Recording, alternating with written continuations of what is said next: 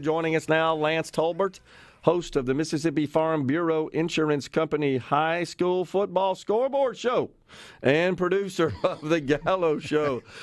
That is some kind of long title you got there, Lance. I tell you, I was laughing with Rhino. I said, man, you're going to have to come up with an anagram for this. I think we keep adding words to the title. But it is a mouthful. But we're very fortunate to be able to have such a great sponsor.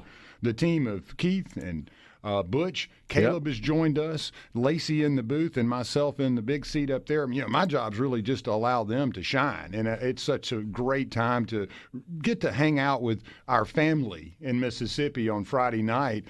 God, I mean, it's hard to describe how much fun I have getting to do that. I get so many texts, Gerard, going, man, when do you get sleep? I'm like, man, I ain't worried about no sleep. We can do that when football season's over with. So. That's pretty cool. So we got it going on tonight, right? A bunch of games across the state. Give us an update. Well, you had some games last night, but the one, you know, and this is just, I love Mississippi, but, you know, we have so many great names, but this one is one I wanted to throw at you. Greenville Christian travels to Georgia, all right, all the way up to Rabun Gap, Nacoochee. Now, where is that? That is just south of the Nantahala National Forest, one of the most beautiful places on the eastern seaboard, I would say, at least east of the Mississippi. Did some fly fishing up there, so I hope those guys have a good trip. They're 5-2, Greenville Christian. They're playing an 8-0 Rabun Gap Nacoochee team, so they're going to be the furthest one on the road. I did want to mention that, so y'all be safe in your travels. Quite a few games shaping up today. I'm going to run through some of the ones that we don't talk about enough, some of the smaller schools, some of those that are outside of the metro area. But, you know, great teams and ones that we're honored to be able to cover. And thank you guys, those that are listening in, that text us on Friday nights and call in. It means a lot to us. 5-1 Ocean Springs, who's number 3, takes on 5-1 Harrison Central at Harrison Central. Going to be a big game. 5-2 Tupelo Christian Prep plays 5-1 Biggersville. Okay. Yeah, that'll be an entry. Biggersville's tough, let me tell you what. One of the big games in the metro area, obviously, is the Hartfield Academy Jackson Prep game. When I get done running through these, I was able to interview A.D. Sykes and the Coach Bowman at Hartfield. Was also able to interview Coach Goodwin at Prep yesterday.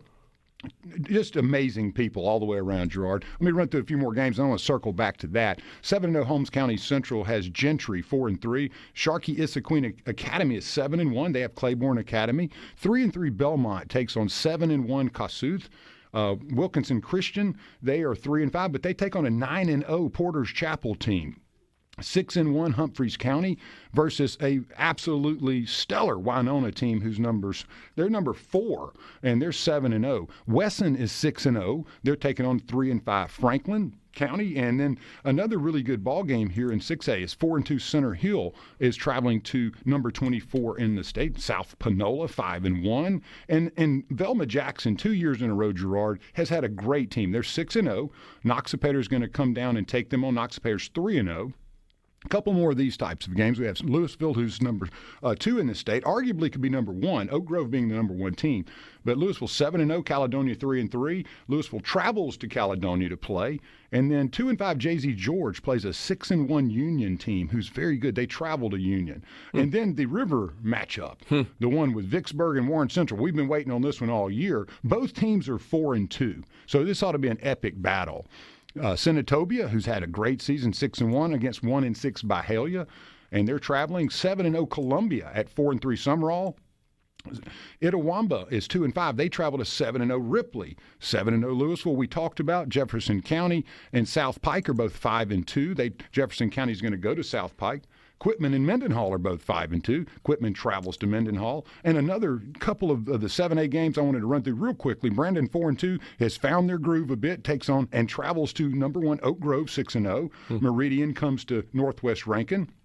Northwest Rankin is left with Oak Grove, Petal, and Brandon. So this is a unique position Northwest finds himself in this late in the season. Usually they're not 5-1 at this point. So they're playing good ball. Pearl, 5-1, has 3-3 Petal. 1-5 Clinton, has 5-2 number 8 Starkville. And then South Haven and Lewisburg play, and that's 1-5 South Haven versus number 16, 4-2 Lewisburg. 2 games last night. Madison Central blanks Murrah, 35-0. And Tupelo beats Germantown 42-3 at home on the blue turf. And that's going to round out what I had for you with the lineup. And one thing I wanted to say, though, getting to meet the coaches yesterday at Prep and Hartfield, let me tell you something. These are quality individuals. We're lucky to have such great people around that care so much about their players, that are so intelligent, believe in what they're doing. And if you ever go over to Hartfield, you'll see that they're in the highest classification of ball. They've moved up. Just continue moving up. You only have roughly 6 teams in the highest classification, and 5 of those are around Jackson. Hartfield has absolutely blown up this year in terms of enrollment, and as well, the team they have is as good as they're going to get. Coach Goodwin at Prep, he said the same thing. Their talent's amazing. He goes, but hey, we may not have pound for pound the talent, but we're well coached, we're very disciplined and very smart. So this is going to be an epic game tonight between 2 very good teams. And Coach Goodwin is a guy that was a defensive back at Auburn. Coached in the Alabama world for many years, had great success, and then was on Lane Kiffin's staff as an analyst. And Lane Kiffin has spoken very highly of him. So Prep, very, very fortunate to have Coach Goodwin there. And then Coach Bowman at Hartfield. Man, they're doing great things, and got to visit with Athletic Director Sykes, who had been a coach, AD at great places. And, man, they've got a great plan. They're doing wonderful things. So just wanted to brag on those 2 when you put them side by side. 2 very different programs right up the road from each other. And right now, Rankin County is just blowing up. Pearl, Brandon, Northwest, Prep, and Hartfield all have very good teams. And I don't know if that's ever really happened yet. In the history of Rankin County football, they're all good. I can't get used to the 7A. Yeah, it's tough. It's tough. 7A. Well, and Murrah, would be the 24th team in 7A, but they play an open format schedule. So they're not really in a district. And you have one of the districts, I believe it's 3, that has 4 teams in it instead of the 5, or 5 instead of the 6. But at any rate, Murrah got blanked last night by a very, very good Madison Central team. And so that's mainly what we have as the layout. And, just folks, tune in. It's hard to go through so much in a short period of time. I don't want to miss anyone because there's so many good games out there. And if you have an opportunity to get out to some of these games, get you a hot dog, go out and hit the concession stand. And if you can find a place to seat at most of these games, you're kind of lucky. You need to get there early. Gerard, I'm blown away by the crowds that we're seeing at the high school level. At the junior high level, yeah, I mean, it's something else. So kudos and backslaps to all you out there that make Mississippi high school football such a unique and wonderful event. And it really does. Anytime I go anywhere, I want to tell y'all how much I appreciate the hospitality, the open door. I know having a SuperTalk logo on my shirt helps, but, man, we have a lot of great people associated with these programs and talented folks in the production side, too. You look at what they're doing with these games. Gerard, I'm blown away, man. Any particular players that are sort of surprising this year in terms of their performance? Well, I think the quarterback at Prep, Puckett, who is in his first year as a starter, has brought so much to the table. And like Coach Goodwin said, he doesn't ask his guy just to do a little run here and there. He's asking for a complicated offense to be run. And he had such great things to say about the young man who he's asked to basically go in and absorb this huge playbook, execute it at a high level. And there's not much margin of error at this level in the highest level MAIS. These teams are all very even. So tonight, I'm looking forward to him having a good game. Then you flip over to Hartfield, and again, just quite a bit of talent on both sides. But Coach Goodwin at Prep, I mean, I couldn't name all the players that he was talking about, how hard they work, how good they are. And I think those guys are the ones that get underscored sometimes when we talk about the top 100 or the top 25. It's those guys out there that just continue to show up, work hard. Yes, sir, no, sir.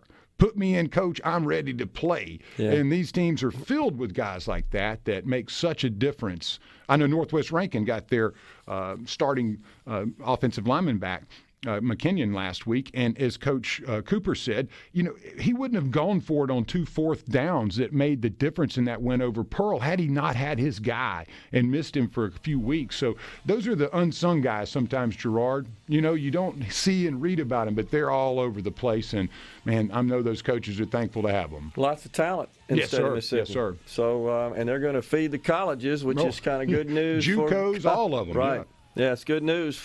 Great state of Mississippi is blessed with much football talent.